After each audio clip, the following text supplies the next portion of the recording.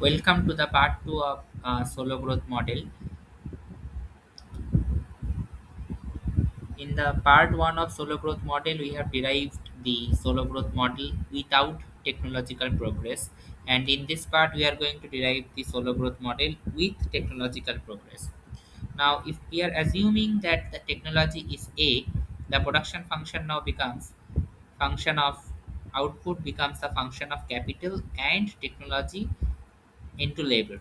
So when A, that means the technology grows at rate G, per capita labor, per capita, I mean capital per capita, that is K by L, that is small k, becomes K by AL, and if we substitute it in the main equation, we will get small y equals to y by AL. The capital accumulation equation now becomes k dot equals to s into fk minus n plus g plus delta into k. Steady state will be achieved when s into function of k is equal to n plus g plus delta into k star. So final fundamental equation of the Solo model is, for the basic Solo model, we will get k star equals to s into function of k minus n plus delta k, and for the steady state we are getting s into function of k star equals to n plus delta into k star. For Cobb-Douglas production function, it is k star equals to s minus s divided by n plus delta to the power 1 by 1 minus alpha. Solo model with technology, it is very simple, just technology will be added, that is k star equals to s into function of k minus n plus g plus delta into k. So in this way we can actually put this into a aspiration of the Solo model, that if we try to do a complete revision, I have completely explained the entire part of the Solo model. So this is the entire background of the Solo model. We have already discussed this in the part 1. I will paste the link of the video in the description. And in the assumption part, we have studied that Solo model is a closed economy model. It is a single good economy model. There are only two factors of production. As we know, there is a constant returns to scale and diminishing marginal returns. Full employment is present in the economy. And we can also see that constant saving rate is present, exogenous population growth rate, exogenous technological progress, no government sector, perfect competition, all of these are present.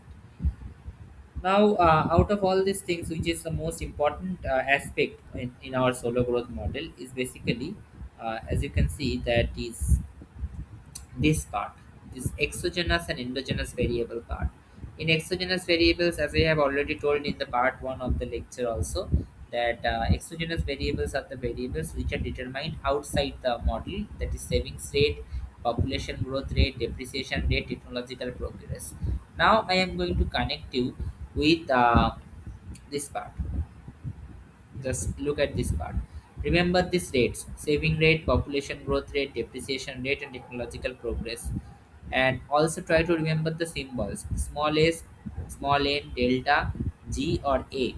And just remember the symbols. And I am coming to the last fundamental part of our Solo model. So this is the final fundamental equation of our Solo model. And in this entire equation, you will find that if we take technology also, then in this case you will find that small s here, you will find that small n here, you will find the g here, and you will also find the delta here. That means all the exogenous factors are present here. Small s is present here, n, that is labor force growth rate or population growth rate, is present here, and at the same point of time g, that is the technological progress growth rate, is also present here. And you also have delta, that is the depreciation rate, it is also present here. So from this we can actually get a proper idea, um, that all the exogenous variables will be present in our Solo growth model. And now I am taking you to the, yes, now I am taking you to the concept of endogenous variables in the Solo model.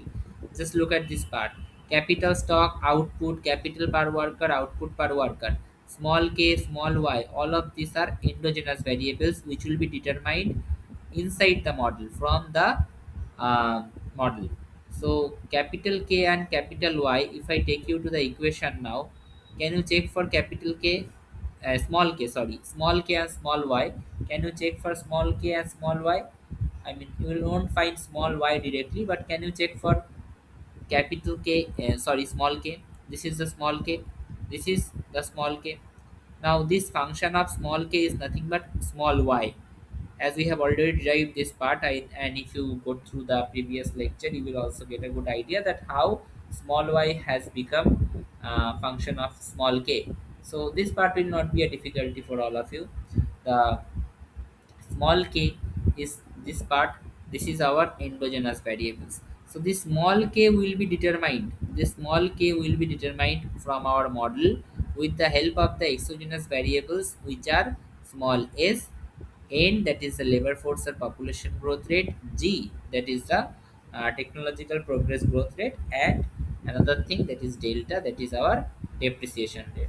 In this way, we can actually put the Solow model with technology, and we can actually get a proper understanding that how Solow model works.